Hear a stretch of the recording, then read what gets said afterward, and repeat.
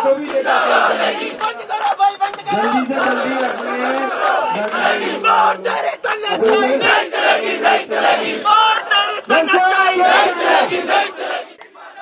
लंबी जद्दोजहद के बाद राजस्थान में पटवारी की परीक्षा हुई थी, लेकिन यह परीक्षा भी विवादों के घेरे में है। कई पारियों में परीक्षा हुई थी और चौथी बारी वाले जो हैं वो कह रहे हैं कि हमारे साथ नाइंसाफी हुई, हम जो लिख कर आए थे उसके आधार पर नंबर नहीं मिला है। कर्मचारी चयन आयोग ने एक फार्मूला निकाल लिया है नॉर्मलाइजेशन के नाम पर, और उस फार्मूले के तहत हमें फेल कर दिया गया है।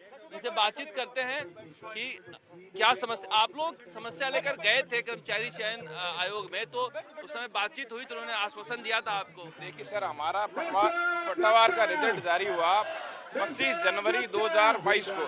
26 जनवरी को गणतंत्र दिवस था। 27 जनवरी को हमने बोर्ड के समक्ष अपनी मांग रख दी थी कि सर आपने जो नॉर्मलाइजेशन किया है, बिल्कुल इसके अंदर जो नॉर्मलाइजेशन की आवश्यक शर्तें होती है, पहली बात तो नॉर्मलाइजेशन होना नहीं चाहिए, क्योंकि अब जो लिख के आए उसी पर नंबर मिलना चाहिए। विज्ञप्ति इन्होंने 3 बार जारी की, तीनों बार में नॉर्मलाइजेशन का कहीं उल्लेख नहीं।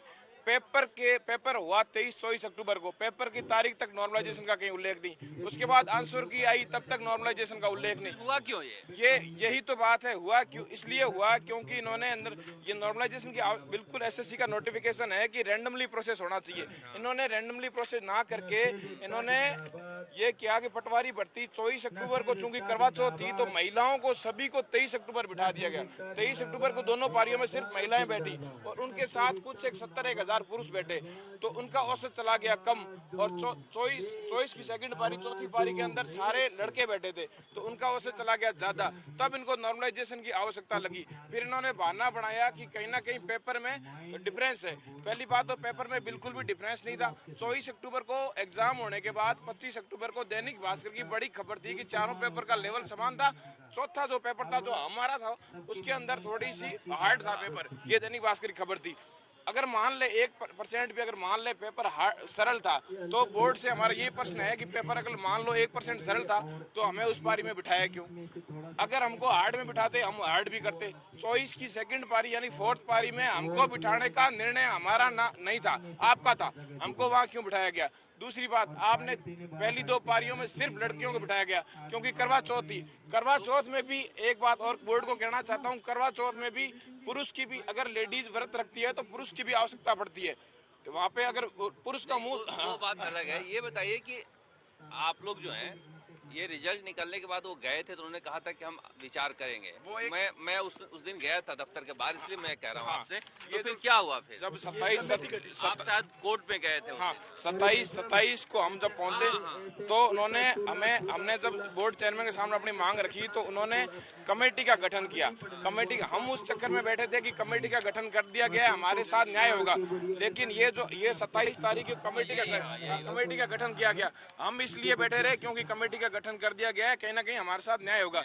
लेकिन बोर्ड ने कमेटी को दरकिनार करते हुए, कमेटी में कौन बैठा, क्या रिजल्ट आया, उसके बारे में हमें कोई सूचना नहीं दी, इसके बारे में कोई आदेश जारी नहीं किया। इसके उपरांत इसके अगेंस्ट जाके डीवी का शेड्यूल, जो चयनित हुए उनका डीवी का शेड्यूल कर दिया, राजस्व मंडल को फाइल भेज दी, डीवी करवाया जाए।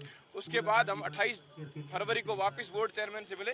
तब चेयरमैन साहब कि मेरे हाथ में कुछ नहीं है, फॉर्मूले में अगर कोई टेक्निकल इशू होगा तो होगा, इसके अंदर उसमें ऐसे कितने बच्चे हैं जो प्रभावित हुए हैं? इसमें सर 2.5 लाख, चौथी ने 2.5 लाख, मतलब चारों पारियों में बैठे थे। लेकिन जिनका चयन होना था नहीं हुए, वो लगभग 2000 के आसपास है। और वो 2000 भी वो है जो पटवारी के टॉपर होने चाहिए थे। इसके अंदर सर इन्होंने क्या किया है, आपको मार्कशीट बता देता हूँ।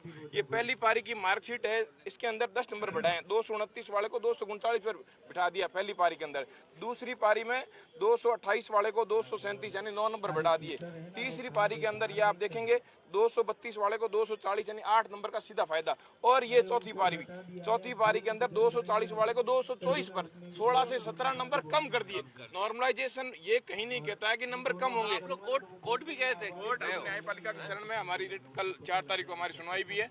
लेकिन हमारी बोर्ड चेयरमैन और अशोक गहलोत मुख्यमंत्री से यही दरख्वास्त है, जल्दी से जल्दी हमारा अगर सरकारी स्तर पर ही हमारा समाधान हो जाए तो हमें न्यायपालिका की जो आवश्यक आर्थिक भार भी ना पड़े हमारे ऊपर और फटाफट हमारा सॉल्यूशन भी हो जाए। ये गंभीर समस्या है। आप लोग ये कहाँ, पूरे राजस्थान से हो या किसी एक इलाके से? सर पूरे राजस्थान से, बांसवाड़ा से लेकर डूंगरपुर से लेकर सीकर, चूरू, झुंझुनू सभी जगह से यहाँ अभ्यर्थी आए हैं। और यहाँ पे सबसे बड़ी बात ये है कि फर्स्ट सेकंड थर्ड शिफ्ट में जो टॉपर अभ्यर्थी थे, जो जिनके 230 नंबर भी आए हैं, 240 नंबर हैं, उनको 10-10 नंबर बोनस में दे दिए। जो अभ्यर्थी 230 number first second third shift में है उसको 240 कर दिया, और जो अभ्यर्थी फोर्थ में 230 नंबर लाके आया है उसके आपने 15-20 नंबर कम करके 210 पे कर दिया।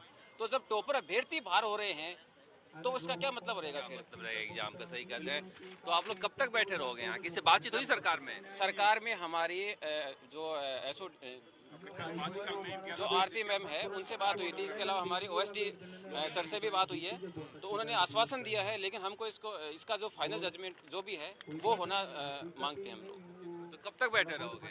जब तक इसका हमको न्याय नहीं मिल जाता तब तक हम बैठे रहेंगे। अच्छा, आप एक सर्विसमैन में, आप भी दिए थे क्या एग्जाम? पटवारी का मैंने भी दिया था सर। हम 9-10 एक्स सर्विसमैन भी आए हैं और ये सभी भाई है, कोई बांसवाड़ा से, कोई डूंगरपुर से। राजस्थान का ऐसा कोई जिला नहीं है जहाँ से ये प्रत्याशी नहीं आए हो।